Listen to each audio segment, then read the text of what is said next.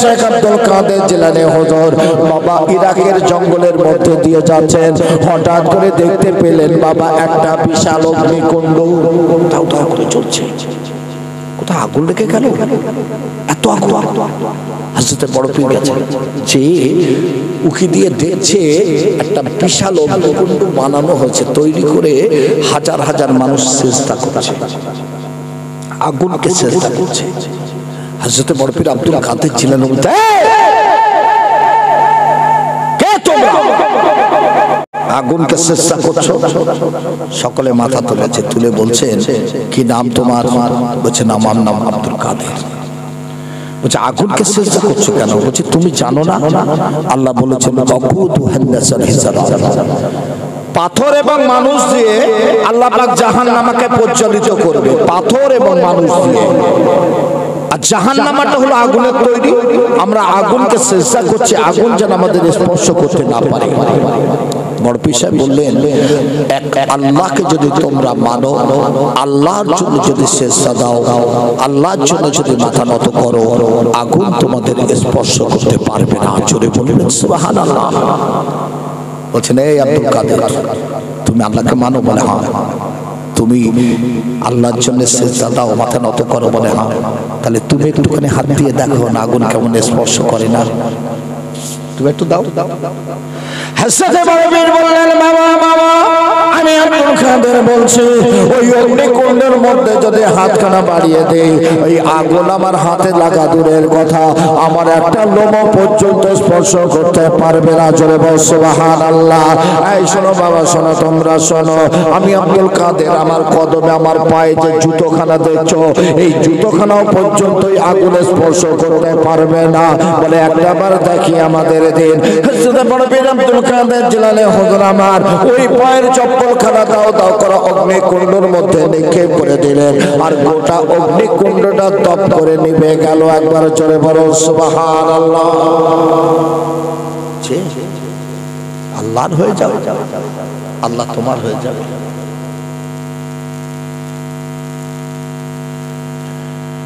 ইদ্রিস নবী বলছেন, আসাইদ তুমি আমার দুটো শর্ত মেনেছো, আর একটা যদি মানব বন্ধুত্ব হবে। এটা কি? একটা বার আমাকে জান্নাত পরিদর্শন করাতে হবে। জোরে বলেন না সুবহানাল্লাহ। উপায় নেই। আসাইদ আলাইহিস সালাম ইদ্রিস নবীকে নিয়ে জান্নাতের দরজায় চলে গেলেন। এই জান্নাতে বলে সারে তোমার জান্নাতের দরজা খুলে দে। আল্লাহর নবী, আল্লাহর বন্ধু এসেছে জান্নাত পরিদর্শন করার জন্য। রিদওয়ান ফেরেশতা জান্নাতের দরজা খুলে দিলেন। আসাইদ বললেন, ইদ্রিস নবী দেরি করবেন না, তাড়াতাড়ি জান্নাত পরিদর্শন করে বাইরে চলে আসবেন। আমি আসাইদ জান্নাতের গেটে দাঁড়িয়ে আছি। ইদ্রিস নবী জান্নাতের মধ্যে চলে গেলেন। ঘন্টার পর ঘন্টা অতিবাহিত হয়ে যায়, ইদ্রিস নবীর কোনো খোঁজ পাওয়া যায় না। ইদ্রিস নবীর খোঁজ নেই। আজাইল ডাকছেন, ইদ্রিস নবী বাইরে আসে, বাইরে আসে, বাইরে আসে। ইদ্রিস নবী বলছেন, আজাইল তুমি জানো না আল্লাহ বলেছে কুল্লু নাফসিন যায়কাতুল মাউত, প্রতিটা নফসের একটিবার মৃত্যু স্বাদ গ্রহণ করতে হবে। তুমি আমার মেরুজ আমার রূহ নিয়েছো। সুবহানাল্লাহ বলবেন না? এই আজাইল, আমার আল্লাহ বলেছেন আমাকে লাকুল জিন্না ওয়াল ইনসা ইল্লা লিয়াবুদুন, আমি জিন আর ইনসানকে সৃষ্টি করেছি ইবাদত করার জন্য। যে ইবাদত করবে না আল্লাহ তাকে জাহান্নামে দেবে। আমি পাপ করেছি কি নেকি করেছি, ইবাদত করেছি করিনি আমার আল্লাহ জানে, তবু তুমি আমার জাহান্নামের জেল খাটিয়ে বাইরে বাহির করেছো। ওরে আজরাইল, আমার আল্লাহ ওয়াদা খেলাফকারী নয়। আমার আল্লাহ বলেছেন আমার রহমতের জান্নাতে যাকে একটাবার পৌঁছে দেব, ওই রহমতের জান্নাত থেকে কোনোদিন আর বাইরে বাহির করব না। ওরে আজরাইল, তুমি আমাকে বিরক্ত করো না, আমি ইদ্রিস নবী কোনোদিন জান্নাত থেকে বাইরে যাব না। আমার আল্লাহ বললেন, ওরে আজরাইল ফিরে আয়, ফিরে আয়, ফিরে আয়। আমার নবী আমার বন্ধু, গোটা বছর রোজা রাখার কারণে আমি আল্লাহ খুশি হয়ে রাজি হয়ে ইদ্রিস নবীকে এমন করে জান্নাতি বানিয়ে দিলাম। জোরে বলো সুবহানাল্লাহ। নামাজ পড়ুন, রোজা করুন, ইবাদত করুন। এই সন্তানটা ভূমিষ্ঠ আম্মা জান সারা সহ্য করতে পারলেন না। আম্মা জান সারা ডাক দিয়ে বললেন, ও আমার স্বামী আল্লাহর নবী ইব্রাহিম খলিলুল্লাহ, ওই হাজরা এবং ইসমাঈলকে সইতে পারি না, এদের এমন একটা জায়গায় রেখে আসুন আমার চোখের বাইরে, যেখানে তরুলতা নাই, পানি নাই, যেখানে তেমন জায়গায় রেখে আসুন, আমার এখান থেকে নিয়ে যান, আমি সহ্য করতে পারছি না। আমার যা সারার কোনো সন্তান হয়নি। আল্লাহর হুকুম নিয়ে গেলেন কোথায় জানেন? ঠিক ঠিক ঠিক কাবা বাইতুল্লাহ থেকে 20 থেকে 25 হাত দূরে, একদিকে সাফা পাহাড়, একদিকে মারওয়া পাহাড়। জি, এমন একটা জায়গা যেখানে কাবা বাইতুল্লাহ ছিল না। কেননা কাবা বাইতুল্লাহ ইব্রাহিম খলিলুল্লাহ নয়, আদম নবী বানিয়েছিলেন, আর নূহ নবীর জামানা প্লাবনে ধ্বংস হয়ে গেছিল। যেখানে ইসমাঈল আলাইহিস সালামকে শুইয়ে দিলেন, আম্মা জান হাজরাকে রেখে চলে এলেন, সেখানে কাবা তখন ছিল না, পানি নেই। ইব্রাহিম খলিলুল্লাহ আম্মা জান হাজরা এবং ইসমাঈলকে রেখে চলে এলেন, পানি নাই, খাদ্য নাই, পানি নাই, খাদ্য নাই। ছোট্ট ইসমাঈল আলাইহিস সালাম আদো আদো বলে কথা বলে, মা পানি, মা পানি। নিজের স্তনে মুখটা লাগিয়ে দিলেন, দুধ নাই। আম্মা জান হাজরা ইসমাঈলের ভূমির উত্তপ্ত মরুভূমির বালুকোনায় শুয়ে দিলেন। চিন্তা করে নিলেন, পাহাড় পাহাড় পাহাড়, একদিকে সাফা, একদিকে মারওয়া পাহাড়। ওই পাহাড়ের থেকে যদি কোনো ঝর্ণার পানি নেমে আসে, আমি হাজরা তার বন্দে করে আমার ইসমাঈলকে পান করিয়ে দেব। আম্মা জান হাজরা একটা বার নয়, দুটো বার নয়, একবার সাফা, একবার মারওয়া ছুটতে শুরু করে দিলেন। একটা বার নয়, দুটো বার নয়, 7-7টা বার ছোটাছুটি করলেন, পানি নাই বাবা। ইব্রাহিম খলিলুল্লাহ পানি, মা পানি, মা পানি, কদম লাফাতে শুরু করে দিলেন। যখন কদমের আঘাতে জমিনটা দুটো ভাগ হয়ে যায়, তুরন্ত গতিতে পানি প্রবাহিত হওয়া শুরু হয়ে গেল। জোরে বলুন সুবহানাল্লাহ। ওই সময় আম্মা জান হাজরা ছুটে এসে দেখতে পেলেন পানি আর পানি আর পানি। ওই সময় বলেছিলেন, জাম জাম জাম, ওরে থাম থাম থাম। আম্মা জান হাজরা ওই ছোট ছোট পাথরগুলো নিয়ে মরুভূমির বালুকণা দিয়ে একটা ঘেরা দিয়ে দিলেন, পানিটা যেন জমিনে ছড়িয়ে না পড়ে। এত দুরন্ত গতিতে পানি প্রবাহিত হওয়া শুরু হয়েছিল। আম্মা জান হাজরা যদি না বলতেন থাম থাম থাম, ওই জমজম কূপের পানি গোটা পৃথিবীটা প্লাবন বানিয়ে দিত। জোরে বলো সুবহানাল্লাহ। ইব্রাহিম খলিলুল্লাহ তো কিছুই রেখে যায়নি। আরবের জমিনে তেলের থেকে পানির দাম বেশি না কম? তেলের থেকে পানির দাম বেশি। আম্মা জান হাজরা যখন পথিক রাস্তাতে যেতেন, পানি বিক্রয় শুরু করলেন, আর ওই পানি বিক্রয় অর্থ থেকে খাদ্য ক্রয় করা শুরু করলেন। জোরে বলুন সুবহানাল্লাহ। ইব্রাহিম খলিলুল্লাহ আম্মা জান সারার ঘরে শয়ন করে আছেন। হঠাৎ করে স্বপ্ন দেখছেন, বন্ধু কুরবানি করব, বন্ধু কুরবানি করব। পরীক্ষা কাকে বলে? পৃথিবীর জমিনে সবথেকে বড় ভারী জিনিসের নাম কি জানেন? পিতার কাঁধে সন্তানের লাশ। এর মতো ভারী জিনিস পৃথিবীতে কিছু নেই। ইব্রাহিম খলিলুল্লাহ খ্বাব দেখলেন কুরবানি করবেন। সকালবেলা 100 উট কুরবানি করে দিলেন। দ্বিতীয় রাতে স্বপ্ন দেখছে বন্ধু কুরবানি করবেন। সকালবেলা 100 দুম্বা কুরবানি করে দিলেন। তৃতীয় রাতে স্বপ্ন দেখছে বন্ধু না, পৃথিবীতে সবথেকে আপনার প্রিয় জিনিসটাকে কুরবানি করুন।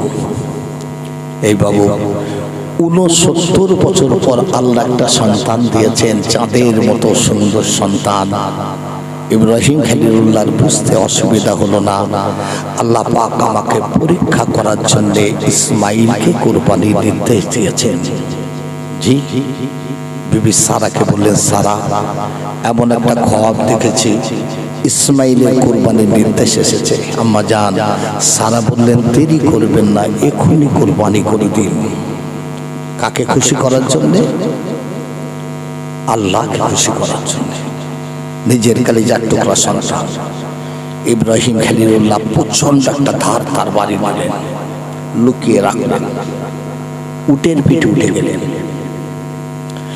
ইব্রাহিম খলিলুল্লাহ যখন চলে গেলেন ওই সাফা এবং মারওয়া পাহাড়ের নিকটে, ওই সময় ডাক দিলেন, নাই আমার বেবে হাজরা, ইসমাইলকে সুন্দর করে গোসল দিয়ে দাও, যদি নতুন কোনো বস্ত্র থাকে পরিধান করিয়ে দাও, আদর করে আমার কোলে উঠিয়ে দাও, আমি ইসমাইলকে দাওয়াত বাড়িতে নিয়ে যাব।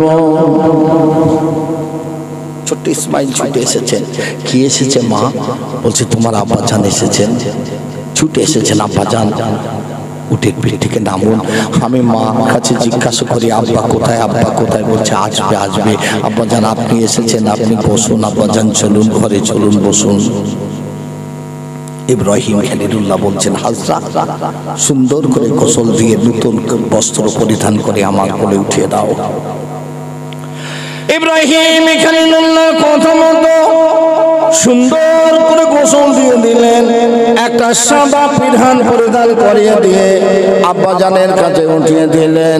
যখন ইসমাইল আলাইহিস সালামকে নিয়ে টুকটুক টুকটুক করে মিনা ময়দানের দিকে এগিয়ে চলেছেন, ওই সময় ইবলিস শয়তান এসে আম্মাজান হাজরার কাছে দাঁড়িয়ে গেছেন।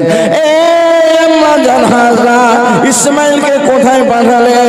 ইসমাইলকে দাওয়াত বাড়িতে নিয়ে গেছে। আল্লাহ নবী ইব্রাহিম খলিলুল্লাহ বললেন, না না না, ইসমাইল আলাইহিস সালামকে এখনই কুরবানি করে দেবে। আল্লাহ নবী ইব্রাহিম খলিলুল্লাহর কাছে বড় তরবারি আছে। আম্মা জান হাজরা বললেন, এই শয়তান ইবলিস তোকে আমি চিনতে পেরেছি। আমার স্বামী আল্লাহ নবী যদি আমার কলিজার টুকরা সন্তানকে কুরবানি করে দেয়, কার হুকুমে কুরবানি করবে? ইবলিস বলে আল্লাহর হুকুমে। কাকে খুশি করার জন্য কুরবানি করবে? ইবলিস বলে আল্লাহকে খুশি করার জন্য। আম্মা জান হাজরা বললেন, ইবলিস শোন, আল্লাহর হুকুমে আল্লাহকে খুশি করার জন্য আমার ইসমাইলকে যদি আল্লাহর নবী কুরবানি করে দেন, আমি একটা বার নয় 10টা বার নয়, আমি 10 বার হুকুম দিয়ে দেব আমার ইসমাইলকে কুরবানি করার জন্য। জোরে বলুন সুবহানাল্লাহ। ইবলিস পারল না। ইবলিস এবার টুকটুক করে চলে গেছে। যে ইসমাইল আলাইহিস সালাম বাচ্চা ছেলে, যে বলছেন ইসমাইল তোমার আব্বা তোমাকে কোথায় নিয়ে যাচ্ছে জানো? বলছে আমার আব্বাজি আমাকে দাওয়াত বাড়িতে নিয়ে যাচ্ছে। বলে না, তোমার আব্বাজির কাছে বড় তরবারি আছে, এখনি ওই মিনা ময়দান পাহাড়ের উপরে নিয়ে তোমাকে জবাই কুরবানি করে দেবে। বলছে ইবলিস, একবার সুবহানাল্লাহ বলেন। ছোট্ট ইসমাইল আলাইহিস সালাম ইবলিসকে চিনতে পেরে গেছে। এই তুমি ইবলিস শয়তান, এই আমার আব্বাজান আমাকে কুরবানি করবে কার হুকুমে? বলছে আল্লাহর হুকুমে। কাকে খুশি করার জন্য? আল্লাহকে খুশি করার জন্য। ইসমাইল আলাইহিস সালাম ছোট্ট আমার বলেছিলেন, আমার আব্বাজান আল্লাহর হুকুমে আল্লাহকে খুশি করার জন্য যদি আমাকে কুরবানি করে দেয়, আমি ইসমাইল একটা বার নয় 2 বার নয়, আল্লাহকে খুশি করার জন্য আমি 10 বার কুরবানি হতে রাজি আছি। জোরে বলুন সুবহানাল্লাহ।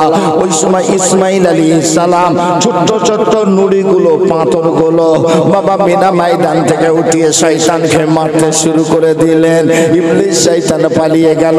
ইসমাইল আলাইহিস সালামকে নিয়ে বাবা যারা হজ করেছেন তারা দেখে এসেছেন, ওই মিনা ময়দানের পাহাড়ের উপরে আরো সরকার একটা মিনার বানিয়ে দিয়েছে। ওই স্থানে ইবলিস শয়তান ওই স্থানে ইসমাইল আলাইহিস সালামকে নিয়ে বসে গেছেন। ইব্রাহিম খলিলুল্লাহ কোলের উপরে বসিয়ে নিয়েছে। বাবা তোমাকে এখানে এনেছি কেন তুমি জানো? বলছে আব্বা আমি জানি না। শোনো, আল্লাহর হুকুম হয়েছে, আমি খ্বাব দেখেছি আল্লাহ তোমাকে কুরবানির নির্দেশ দিয়েছে। বলছে আব্বাজান নবীদের স্বপ্নটা তো স্বপ্ন নয়, এটা তো আল্লাহর ওহী। জোরে বলুন একবার সুবহানাল্লাহ। আব্বাজান আপনি চিন্তা করবেন না, এটা আল্লাহর ওহী। আপনি আমাকে কুরবানি করুন, আমি ধৈর্য ধারণ করব, কোনো চিন্তা নেই। একবার সুবহানাল্লাহ বলবেন না? আব্বাজান আপনি আমাকে কুরবানি করুন, কিন্তু আমার 3টি শর্ত আপনাকে মানতে হবে। কি শর্ত? সত্য বাবা ইসমাইল, আপনি যখন আমাকে কুরবানি করার জন্য শয়ন করে দেবেন, আপনার চোখের উপর একটা কালো ফেটটি বেঁধে নেবেন, কেননা আমাকে যখন কুরবানি করবেন, আমার গলায় যখন তার বাড়িটা ধারণ করবেন, ওই সময় আপনি আমার মুখের দিকে তাকালে আপনার চুনিটা দাঁড়িয়ে যেতে পারে, আমাকে কুরবানি করাতে বিলম্ব হতে পারে, আল্লাহ নারাজ হয়ে যাবে। আপনি চোখের উপর একটা কালো ফেটটি বেঁধে নেবেন। 2 নাম্বার হলো আমি দুনিয়ার জমিনে আমি ইসমাইল দেখেছি, যখন কোনো পশুকে কুরবানি করা হয় তার হাত পাগুলো চটচট চটফট করতে থাকে। আমাকে যখন কুরবানি করে দেবেন, আমার হাত পাগুলো চটচট করতে থাকবে। আপনি হলেন আমার আব্বা জান, আপনি হলেন আল্লাহর নবী ইব্রাহিম খলিলুল্লাহ। আমার কদম যদি আপনার গায়ে লেগে যায়, আমার বড় বিয়াদবি হয়ে যাবে। আমাকে কুরবানি করার আগে আপনি একটা বার আমার হাতে পায়ে ভালো করে বাঁধন দিয়ে নেবেন। 3 নাম্বার হলো আব্বা জান, আমার যখন কুরবানি হয়ে যাবে, ও আব্বা জান আমার চেহারা থেকে রক্তগুলো খুনগুলো জোরে জোরে, আমার আম্মা জান একটা সাদা পিরান পরিধান করিয়ে দিয়েছে, এই সাদা পিরানটা রক্তে লালে লাল হয়ে যাবে। ধীরে ধীরে আমার চেহারাটা নীরব নিতর হয়ে যাবে। ওই সময় আমার চেহারা থেকে ওই পিরানখানা রক্ত মাখা খুলে নিয়ে আমার মার হাতে উঠিয়ে দেবে, আর আমার মাকে বলে দেবে, ইসমাইল তোমাকে জনমের মতো সালাম দিয়েছে। এই হলো ইসমাইলের রক্ত মাখা জামা। আমি আল্লাহর হুকুমে আল্লাহকে খুশি করার জন্য ইসমাইলকে আমি কুরবানি করে দিয়েছি। মিনা ময়দানের পাহাড়ের উপর থেকে জমিনে চলে এলেন। জমিনে চলে এসে প্রচন্ড ধার তার বাড়ি নিয়ে ইসমাইল আলাইহিস সালামকে শুয়ে দিয়েছেন। হাজিরা অনেকে যায়, অনেক ওই স্থানে যায় না, দেখে না। আরব সরকার একটা নিম গাছ লাগিয়ে দিয়েছেন, ছোট্ট 4টে মিনারের উপর একটা সবুজ গম্বুজ বানিয়ে দিয়েছেন। জি, ওই জায়গায় ইসমাইল আলাইহিস সালামকে শুয়ে দিলেন, হাতে পায়ে বাঁধন দিয়ে চোখে কালো ফেটটি বেঁধে নিলেন। প্রচন্ড ধার তার বাড়ি, ইসমাইল আলাইহিস সালামের গলায় তার বাড়ি চালাচ্ছেন। কতবার? 69 বার। জোরে বলুন একবার সুবহানাল্লাহ। কিন্তু আল্লাহ বলছে, এই তার বাড়ি, এই তার বাড়ি, সাবধান, আমার ইসমাইলের একটা লোমকেও স্পর্শ করবি না। একবার জোরে বলবেন না সুবহানাল্লাহ। ইব্রাহিম খলিলুল্লাহ 69 বার তার বাড়ি চালালেন, লোম স্পর্শ করে না। হাতের তার বাড়িটা ছুঁড়ে দিলেন, পাহাড়ের গায়ে পাথরের গায়ে লেগে গেল, পাথর কেটে টুকরা হয়ে গেল। ইসমাইলের লোম কাটে না। আমার আল্লাহ বলে, জিবরাইল জিবরাইল জিবরাইল, হ্যাঁ জিবরাইল, জমিনে দিকে তাকিয়ে দেখো, আমার বন্ধু, আমার বন্ধু খালিল খালিল খালিল নিজের কলিজার টুকরা সন্তানের গলায় তার বাড়ি ধারণ করে। আমি আল্লাহ আমাকে খুশি করার জন্য, ওরে জিবরাইল তুমি সাক্ষী থেকে যাও, আমি আল্লাহ ইব্রাহিমের কুরবানিটাকে কবুল করে নিলাম। এই জিবরাইল, জান্নাতের মধ্যে চলে যাও, জান্নাত থেকে একটা জান্নাতে দুম্বা নিয়ে জমিনে চলে যাও, ইসমাইলকে সরিয়ে দিয়ে ওই জান্নাতে দুম্বাটা শয়ন করে দেবে। ইব্রাহিম খলিলুল্লাহ পুনরায় তার বাড়ি ধারণ করলেন। জিবরাইল জান্নাতে চলে গেলেন, আল্লাহ থেকে একটা জান্নাতে দুম্বা নিয়ে জমিনে চলে এলেন, ইসমাইল আলাইহিস সালামকে সরিয়ে দিয়ে ওই জান্নাতে দুম্বাটা শয়ন করে দিলেন। ইব্রাহিম খলিলুল্লাহ এবার পুনরায় তার বাড়ি ধারণ করে যেই না তার বাড়ি চালাতে শুরু করে দিলেন, হযরত জিবরাইল আলাইহিস সালাম বললেন, আল্লাহু আকবার, আল্লাহু আকবার। ইসমাইল আলাইহিস সালাম বললেন, লা ইলাহা ইল্লাল্লাহ। ইব্রাহিম খলিলুল্লাহ বললেন, ওয়ালিল্লাহিল হামদ। বাবা কুরবানি হয়ে গেল। ইব্রাহিম খলিলুল্লাহ এবার চোখের কালো ফেটটা খুলে দেখতে পেলেন, ইসমাইল আলাইহিস সালাম পাশে দাঁড়িয়ে দাঁড়িয়ে হাসছে, আর জান্নাতে দুম্বা কুরবানি হয়ে গেছে। আমার আল্লাহ ডাক দিয়ে বললেন, বন্ধুরে, আমার বন্ধু, 69 বছর ধরে তুমি আমাকে ভালোবেসেছো, আমার ইবাদত করেছো। ইসমাইলকে দেওয়ার পর আমার ভালোবাসাটা কেটে ইসমাইলকে দিয়েছো কিনা এই পরীক্ষা নেওয়ার জন্য বন্ধু আমি তোমাকে কুরবানির নির্দেশ দিয়েছিলাম। ওরে বন্ধু না না, তুমি 69 বছর ধরে আমাকে যে ভালোবাসা বেসেছিলে ইসমাইলকে দেওয়ার পরও ওই ভালোবাসা তুমি ভাগ করো নাই, একই ভালোবাসা আমাকে বাসো। ওরে বন্ধু ইব্রাহিম খলিলুল্লাহ, আমি আল্লাহ আমি তোমার কুরবানিটা কবুল করে নিলাম। পরীক্ষা, মা চলে যাবে, আব্বা চলে যাবে, ছেলে ছোট্ট বাচ্চা চলে যাবে। জি সেদিন এই জানাজায় এসেছিলাম, মৌলানা সাহেব সেলিম সাহেবের ড্রাইভারের ইন্তেকাল হয়ে গেলে 3.5 বছরের বাচ্চা কোলে দেখে খুব কষ্ট হলো। তো গাড়িতে যখন ফিরে যাচ্ছি মনে পড়ে গেল সাদ্দাতের কথা। আমার আল্লাহ পাক আজরাইলকে ডেকে বলেছিলেন, আজরাইল তুমি কারো রূহ নিতে কষ্ট পেয়েছো কোনোদিন? বলেছিলেন আল্লাহ দুজনের রূহ নিতে কষ্ট পেয়েছে। কার? বলেছিলেন উত্তাল নদী, উত্তাল একটা সাগরের মাঝে একটা নৌকা যাচ্ছিল, তাতে আরোহী ছিল একজন গর্ভবতী নারী।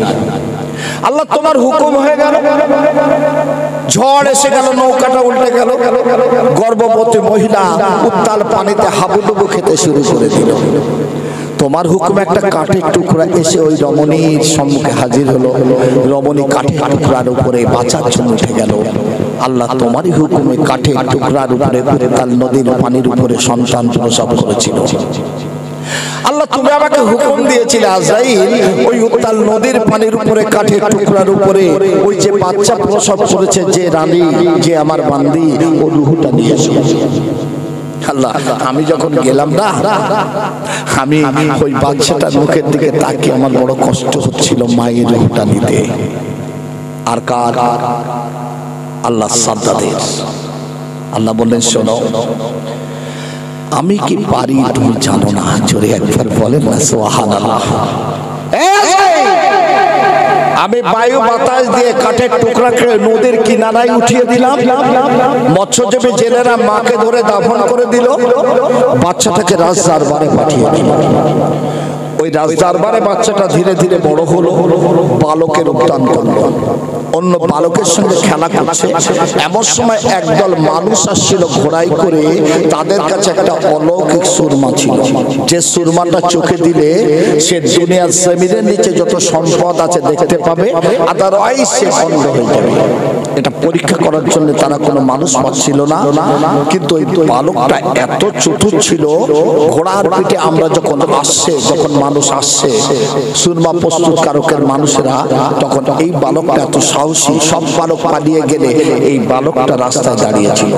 এরা সঙ্গে সঙ্গে চিন্তা করলো পরীক্ষা করার জন্য সুরমাটা বালকের চোখে লাগিয়ে দিই। যেই লাগিয়ে দিয়েছে ও মাটির নিচে সম্পদ দেখতে পাওয়া শুরু করেছিল, কিন্তু বলেছিল আমার চোখে কি লাগিয়ে দিলেন, আমি অন্ধ হয়ে গেলাম। এরা পালিয়ে গেছে, আমি রাজদরবারে বিচার দেব। কিন্তু ওই ছেলেটি সুরমাটা চোখে দেওয়ার সঙ্গে সঙ্গে মাটির নিচে সম্পদ দেখতে পাওয়া শুরু করে দিল। ধীরে ধীরে বড় হলো, রাজাকে হত্যা করে দিয়ে রাজার স্থানে বসে গেল। তুমি যার কথা চিন্তা করছিলে সে রাজা। আজরাইল সে আমাকে মানতে চাইলো না, আমার জান্নাতে যেতে চাইলো না। তুমি জানো যেদিন সাদ্দাত নিজের জান্নাত প্রস্তুত করে জান্নাত পরিদর্শন করার জন্য প্রথম দিন প্রবেশ করবে, আমি তোমাকে বালকের রূপ দান করে যেতে বলেছিলাম। আল্লাহ সেদিন আমি একটা বালকের রূপ দান করে সাদ্দাতের জান্নাতের দরজায় দাঁড়িয়েছিলাম। সাদ্দাত ঘোড়ার পিঠে করে যখন সুন্দর পোশাক পরিধান করে এসে কেটে দাঁড়ালো, আমি বলেছিলাম সাদ্দাত দাঁড়া। বলেছিল কে? সরে যাও। বলেছিল আজরাইল, আমি হলাম আজরাইল আলাইহিস সালাম। রব্বুল আলামিন আল্লাহ যেই নামে বলেছিলাম আমি আজরাইল আলাইহিস সালাম, সাজ্জাদের চেহারাটা কেমন বর্ণ হয়ে গেল, নীল বর্ণ হয়ে গেল। সাজ্জাদ খটখট করে কাঁপতে কাঁপতে জমিনে পড়ে গেল। আমি আজরাইল যখন সাজ্জাদের রূহটা নেব, ওই সময় আমার বড় কষ্ট হয়েছিল। আল্লাহ দুইজন মানুষের রূহ নিতে কষ্ট, একজন হলো সাজ্জাদের, একজন হলো সাজ্জাদের আম্মা জানের। তাই আমি আপনাদের বোঝানোর জন্য বলে যাব, পৃথিবীর জমিনে কেউ চিরস্থায়ী নয়, এই পৃথিবীর জমিনে সকলেই অস্থায়ী। আল্লাহ পাক আজ আপনাকে আমাকে পাঠিয়েছেন ইবাদত করার জন্য। ওমা খালাকতুল জিন্না ওয়াল ইনসা ইল্লা লিয়াবুদুন। আমার আল্লাহ বললেন জিন আর ইনসানকে সৃষ্টি করেছি শুধু ইবাদত করার জন্য। শ্রেষ্ঠ ইবাদতের নাম কি গো? শ্রেষ্ঠ ইবাদত আকিমুস সালাত, নামাজকে কায়েম করা। অসুবিধা হচ্ছে নাকি আপনাদের? অসুবিধা হচ্ছে?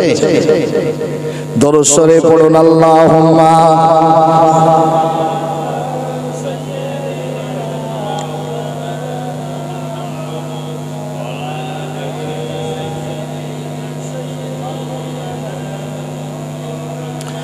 আজ আমি আপনাদের বোঝানোর জন্য বলবো, নামাজটাকে কায়েম করুন।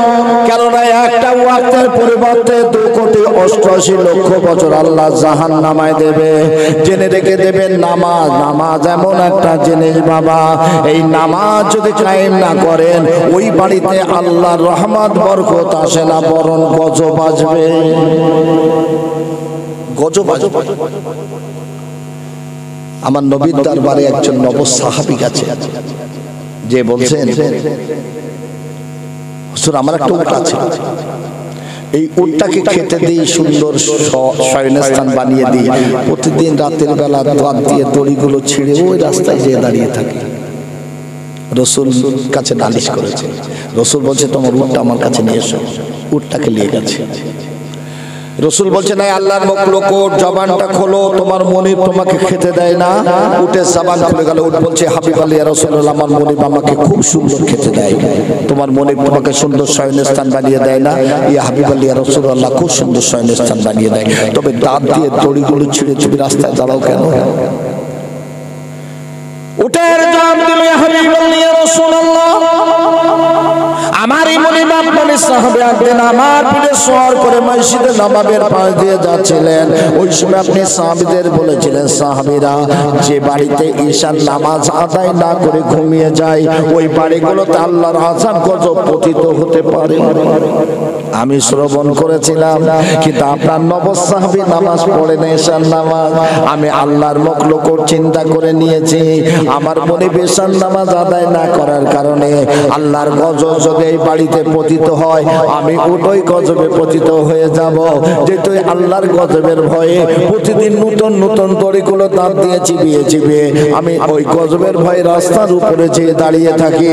আল্লাহর নবীর নবী সাহাবী বললেন, ইয়া হাবিব আল্লাহ ইয়া রাসূলুল্লাহ, আল্লাহর মখলুক যেটা বলেছে সঠিক বলেছে, আপনি আমাকে তওবা করিয়ে দিন। তুবু ইলাল্লাহি তাওবাতান নাসুহা, আমি আর কোনোদিনের জন্য নামাজ কাজা করব না। জোরে বলুন সুবহানাল্লাহ। আমার আল্লাহ পাক জানিয়ে দিলেন, বিসমিল্লাহির রহমানির রহিম, ইয়া আইয়ুহাল্লাযীনা আমানু কুতিবা আলাইকুমুস সিয়াম কামা কুতিবা আলাল লাযীনা মিন ক্বাবলিকুম লাআল্লাকুম তাত্তাকুন। ঈমানদারগণেরা, আমি আল্লাহ তোদের উপরে রোজাটাকে ফরজ করে দিয়েছি, যেমন অন্যান্য নবীর উম্মতের উপরে রোজাটাকে ফরজ করেছিলাম। জোরে বলুন সুবহানাল্লাহ। দুনিয়ার জমিনে এখন বহু মানুষ আছে, যুবক বলেন, যুবতী বলেন, মা বোনেরা বলেন, জওয়ান ভাইরা বলেন, শরীর খারাপ হয়ে যাবে বলে রোজা করে না। কথা ঠিক না ভুল বললাম? ঠিক না? শরীর খারাপ হবে, রোজা রাখতে পারবো না। কিন্তু একটা করে রোজার পরিবর্তে আপনি যদি রমজানের একটা রোজা না করেন, আপনাকে 60টা রোজা করে দিতে হবে। আল্লাহ বলছে, বান্দা নামাজটা হলো তোদের জন্য, রোজা হলো আমার জন্য। রোজা যা বদলা স্বয়ং আমি আল্লাহ। জোরে বলুন একবার সুবহানাল্লাহ। কেননা কিয়ামতের ময়দানে কোনো ছায়া থাকবে না, কি গো? থাকবে শুধু আল্লাহর আরশের ছায়া। কিন্তু যারা কিয়ামতের ময়দানে দাঁড়িয়ে যাবে, ঘিনু টকবক করে ফুটতে ফুটতে চেহারা দিয়ে গড়িয়ে যাবে, পানি পানি করে জিহ্বাটা নাভি পর্যন্ত ঝুলে যাবে। এরা দেখবে আল্লাহর আরশে আজিমের নিচে একদল মানুষ, একদল বলতে লাখো লাখো মানুষ, এরা সব জান্নাতি খাওয়া খাচ্ছে, জান্নাতি খানা খাচ্ছে, জান্নাতি পানি, কৌসারের পানি পান করছে। জোরে বলুন সুবহানাল্লাহ। এরা চিৎকার করে বলবে, আল্লাহ ওরা কারা, ওরা কি ইবাদত করেছিল দুনিয়ায়? আল্লাহ বলবে, ওরা হলো আমার মেহমান। জোরে বলুন সুবহানাল্লাহ। ওরা হলো রোজাদার। জমিনে আমাকে দেখিনি, আমার জান্নাত দেখিনি, জাহান্নামায় দেখিনি। ওদের সম্মুখে পানি ছিল, পান করে নাই, খানা ছিল, খাদ্য ছিল, ভক্ষণ করে নাই। আমার কথা বিশ্বাস করে ওরা রোজা রেখেছিল। এই কঠিন মুসিবতের দিনে ওরা আমার মেহমান। আরশে আজিমের নিচে ছায়া দিয়ে জান্নাতি পানি পান করায়, জান্নাতি খানা ভক্ষণ করায়। জোরে বলুন একবার সুবহানাল্লাহ। সেই রোজা মানুষ রাখে না। জি, আজ আমি আপনাদের বোঝানোর জন্য বলতে চাইছি, রমজানের রোজা সবাই রাখেন তো নাকি? একটু কথা বলেন না কেন? সবাই রাখো বাবু। একটা রোজা সমান কটা রোজার নেকি আগে ওয়াজ করেছি বলো, মনে আছে? একটা রোজা সমান 10টা রোজার নেকি আছে। তাহলে 30 10 কত হচ্ছে? 300। আর রমজান মাসের পর কোন মাস? সোয়াল মাস। এই মাসে কটা রোজা আছে? 6টা। 6টা সমান 60টা রোজার নেকি আছে। 30 + 6 36টা রোজা যারা রাখবে, আল্লাহ পাক এদের আমলনামায় গোটা বছর রোজার নেকি লিখে দেয়। একবার জোরে হবে? আরো জোরে হবে না বাবু? 30 + 6 36টা সমান 360 দিন। বছর হলো 365 দিন, কিন্তু দুটি ঈদ আর কুরবানি ঈদের 3 দিন রোজা রাখা হারাম। যেহেতু 360 + 5 365 দিন একটি বছর। আল্লাহর নবী ইদ্রিস আলাইহিস সালামের নাম শুনেননি? শুনেছেন? ইদ্রিস নবী গোটা বছর রোজা রাখতেন। আর সন্ধ্যাবেলা জান্নাত থেকে ইফতারি আল্লাহ পাক ফেরেশতাদের দিয়ে ইদ্রিস নবীর ঘরের দরজায় পৌঁছে দিতেন। ইদ্রিস নবী বসে আছেন, পিছন থেকে হঠাৎ করে একটা ডাক এসেছে, ইদ্রিস নবী, ইদ্রিস নবী কে? খুব রেগে গেছেন। ইবাদত করছিলেন তো, তাকিয়ে দেখছেন মালাকাল মউত আজরাইল। ইদ্রিস নবী আজরাইলকে ডেকে বলেন, আজরাইল কি ব্যাপার গো, ইফতারির সময় তুমি এসেছো আমার রুহ নিতে? বলছে, আমি রুহ নিতে আসিনি। সুবহানাল্লাহ বলবেন না? আমি রুহ নিতে আসিনি। কি জন্য এসেছো? এসেছি আপনি গোটা বছর রোজা রাখেন, তাই আমি আপনার সঙ্গে বন্ধুত্ব করতে এসেছি। একবার জোরে বলবেন সুবহানাল্লাহ। ইদ্রিস নবী বলছে, গেট আউট। আজরাইল যাও, যাও, কোনো বন্ধুত্ব হবে না, গেট আউট। আমাকে তাড়িয়ে দেবেন না, আমার আসন ছেড়ে আমি উঠি না। গোটা বছর রোজা রাখার কারণে আল্লাহর হুকুম নিয়ে আপনার কাছে এসেছে বন্ধুত্ব করার জন্য, তাড়িয়ে দেবেন না। বন্ধুত্ব করবে, তবে শোনো, আমার 3টি শর্ত আছে, তুমি কি মানবে? কি শর্ত? 1 নম্বর শর্ত হলো, আমার রূহটা এক্ষুনি নিতে হবে, আমার রূহটা এক্ষুনি ফিরিয়ে দিতে হবে। সুবহানাল্লাহ বলবেন? আরো জোরে হবে না? এই আজরাইল রূহ নিলে মানুষ কি হয়, মরে না বাঁচে? মরে যাবে না? ফিরিয়ে দেয় নাকি? হ্যাঁ, ফিরিয়ে দেয়। শর্ত হলো বন্ধুত্ব করব, রূহটা নিতে হবে, আবার সঙ্গে সঙ্গে রূহটা ফিরিয়ে দিতে হবে। আজরাইলকে বললেন, ইদ্রিস নবী পারবো না, আল্লাহর বিনা হুকুমে আমি কারো রূহ নিতে পারবো না। আমার আল্লাহ বলে, আজরাইল আজরাইল আজরাইল, তুমি যখন আমার নবী আমার বন্ধুর সঙ্গে বন্ধুত্ব করতে চাও, আমি আল্লাহ তোমাকে হুকুম দিয়ে দিলাম, আমার বন্ধুর রূহটা তুমি নিতে পারো। একবার জোরে বলো সুবহানাল্লাহ। ইদ্রিস নবী শুয়ে গেছে, আজরাইল রূহটা নিয়ে নিয়েছে। ইদ্রিস নবী ইন্তেকাল হয়ে গেছে, রূহটা ফিরিয়ে দিয়েছে। একবার সুবহানাল্লাহ বলবেন? আর জোরে হবে না? ইদ্রিস নবী পুনরায় জীবিত হয়ে গেছে, উঠে দাঁড়িয়ে আছে। আজরাইল, তুমি আমার 1 নম্বর শর্ত মেনেছো, 2 নম্বর মানবে? কি 2 নম্বর? কি? দুনিয়ার আগুনের তুলনায় জাহান্নামের আগুন 70 গুণ তীব্র। আমি একটু জাহান্নামা পরিদর্শন করব, জাহান্নামের মধ্যে যেতে চাই। একবার জোরে বলবেন সুবহানাল্লাহ। এই বাবু, জাহান্নামের আগুন আম্মা জান আয়েশা সিদ্দিকা রাদিয়াল্লাহু তাআলা আনহা রান্না করছেন। এখন রান্না করতে করতে একটা আগুনের টুকরা এসে আম্মাজান আয়েশার হাতে এসে লেগে গেছে। আম্মাজান আয়েশা সিদ্দিকা রাদিয়াল্লাহু তাআলা আনহা খুব ক্রন্দন করছেন। এমনই মুহূর্তে রাসূলুল্লাহ এসেছেন। কি হয়েছে আয়েশা, কাঁদছো কেন? আমার নবী তো আয়েশাকে বড় ভালোবাসতেন, সব থেকে বেশি ভালোবাসতেন খাদিজাকে। কেননা বলতেন, খবরদার, বিবিদের ডেকে বলতেন, আমার তোমরা যে আমাকে বলো যে আমার প্রথম বিবি খাদিজা বুড়ি ছিল, এ কথা যেন কোনো বিবির জবান থেকে আমি না শুনি। খাদিজা আমার দুঃখের দিনের বিবি, আমার সাথী। জোরে বলুন সুবহানাল্লাহ। খাদিজা সম্পর্কে কোনো মন্তব্য কোনো বিবি করবে না কোনোদিন, খবরদার। আম্মাজান আয়েশা সিদ্দিকা রাদিয়াল্লাহু তাআলা আনহা শবে বারাতের রাতে ইবাদত করছেন আমার নবীর পাশে বসে। আম্মাজান আয়েশা ঘুম পেয়ে গেছেন, একটু তাসবিহ তিলাওয়াত করতে করতে শুয়ে পড়েছেন। চোখ বন্ধ, রাসূল নেই। কোথায় গেছেন? রাসূলুল্লাহ চলে গেছেন সিধা আম্মাজান খাদিজাতুল কুবরার কবরে। জোরে বলুন সুবহানাল্লাহ। কিন্তু আম্মাজান খাদিজা আম্মাজান আয়েশা চিন্তা করছেন যে রাসূল আমার পাশে ছিলেন, রাসূল এই গভীর রাতে কোথায় চলে গেলেন? এই বিবির ঘরের দরজায় যে মাথা লাগিয়ে দেন, ও বিবির ঘরের মাথায় লাগিয়ে দেন, কিন্তু রাসূলের কণ্ঠস্বর কোনো বিবির ঘর থেকে আওয়াজ আসছে না। চিন্তিত। একটা ইহুদি নাসারাদের একটা ভয় আছে, এত রাতে রাসূল চলে গেলেন, আমাকে কিছু বললেন না। তা আম্মাজান আয়েশা বেরিয়ে টুক করে দেখে জান্নাতুল মুআল্লা আম্মাজান খাদিজাতুল কবরের ধারে যে দাঁড়িয়ে দুটো হাত তুলে চোখের পানি ছেড়ে কাঁদছে, আর খাদিজা খাদিজা খাদিজা বলে কাঁদছে। জোরে বলুন একবার সুবহানাল্লাহ। রাসূল আম্মাজান আয়েশাকে বলছেন, আয়েশা কাঁদছো কেন? ইয়া হাবিবাল্লাহ, ইয়া রাসূলুল্লাহ, আমি রান্না করছিলাম হুজুর, একটা আগুনের টুকরা আমার হাতে এসে লেগে গেল। আমি আয়েশা চিন্তা করে নিলাম, এই দুনিয়ার আগুন এত কঠিন, এত কঠিন, আমার হাতটা জ্বলে যায় জ্বলে যায় জ্বলে যায়। আমি যদি আল্লাহ পাক আমাকে বলে আয়েশা তুমি জাহান্নামী, ওই জাহান্নামের আগুন আমি আয়েশা কেমন করে সহ্য করব? এই চিন্তা করে আমি আয়েশা ক্রন্দন করছি। সুবহানাল্লাহ বলবেন না? সামান্য একটু আগুন আমার হাতে লেগেছে, আল্লাহ যদি বলে আয়েশা তুমি জাহান্নামী, তুমি আমি জাহান্নামের আগুন কি করে সহ্য করব? দুনিয়ার আগুন আমি সহ্য করতে পারছি না, আর জাহান্নামের আগুনটা হলো 70 গুণ তীব্র।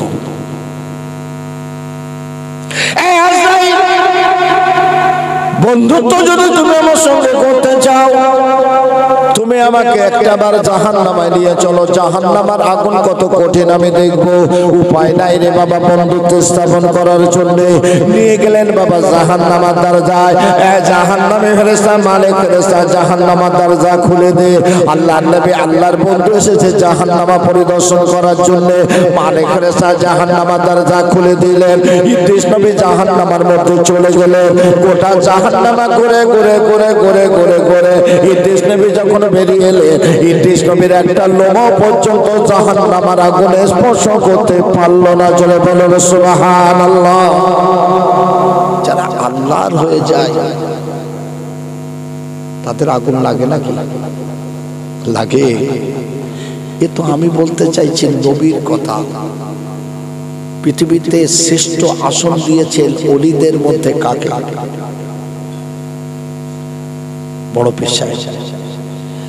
বাবু বড় পীর সাহেব ইমামে আজম আবু হানিফা হুজুর যদি না আসতেন, মানুষ ঈমান রাখতে পারতো নাকি? কথা বলেন না কেন? পারতেন? হ্যাঁ, আজকে সায়েন্সের জামানাতে অনেক পরীক্ষা নিরীক্ষা বেরিয়েছে, কথা ঠিক না বলুন? ডক্টর সাহেব আছে, এখন একটা ডক্টর ট্রিটমেন্ট করতে গেলে রোগীটা দেখার পরে বলে তোমার রক্তে এই এই এই এই গ্রুপগুলো পরীক্ষা করে নিয়ে এসো, তারপর ট্রিটমেন্ট হবে। কথা ঠিক না বলুন? ঠিক না? ওভার কনফিডেন্স, তারপরে ট্রিটমেন্ট শুরু হবে। আমার বক্তব্য হলো, যারা আল্লাহর হয়ে যাবে, আল্লাহ তাদেরকে কত বড় দরজা, মর্যাদা, ইজ্জত দিয়েছে, তাই না? বড় পীর সাহেব হুজুর যদি না আসতেন, ইমামে আজম যদি না আসতেন, ইমাম ডাকতে পারত না। পাশাপাশি বেড হসপিটালের পাশাপাশি বেড। একজন আমার বুবুজানের ছেলে হয়েছে, আর একজনের মেয়ে হয়েছে, কিন্তু নাস টাকার লোভে পরিবর্তন করে দিয়েছে। কিন্তু দুজনে বলছে ছেলে আমার। এর বিচারটা কি হবে?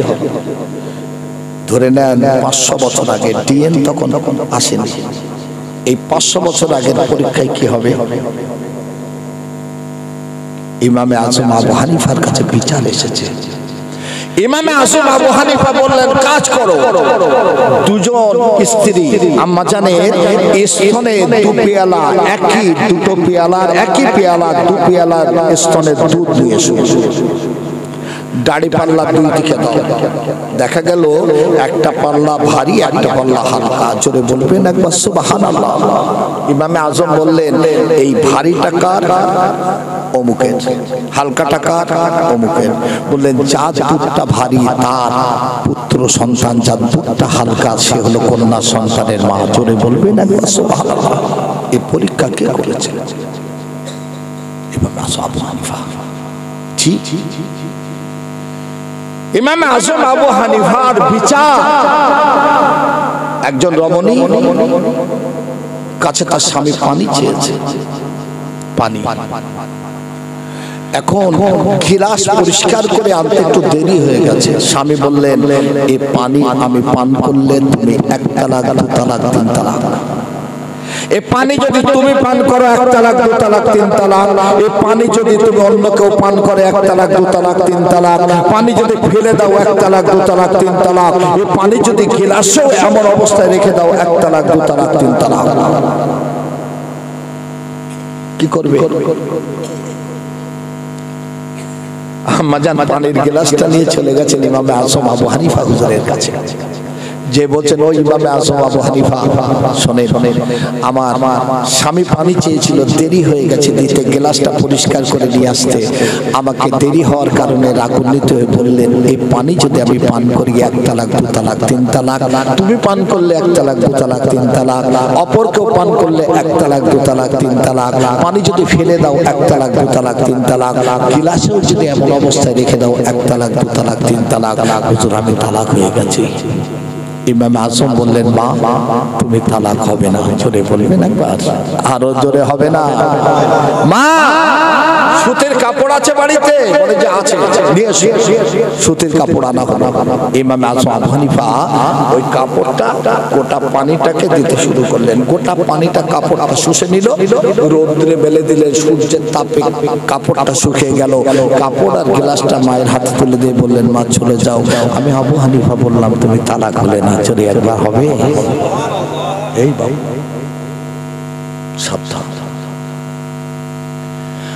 আজ আমি আপনাদের বোঝানোর জন্য বলছি, ইমামে আজম নাই, ইমামে আজম নাই, হযরত বড় পীর শেখ আব্দুল কাদের জিলানী হুজুর বাবা ইরাকের জঙ্গলের মধ্যে দিয়ে যাচ্ছেন।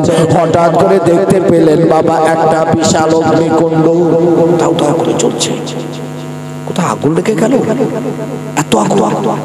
হযরত বড় পীর গেছে, যে উকি দিয়ে দেখছে একটা বিশাল অগ্নিকুণ্ড বানানো হয়েছে, তৈরি করে হাজার হাজার মানুষ সিজদা করছে, আগুনকে সিজদা করছে।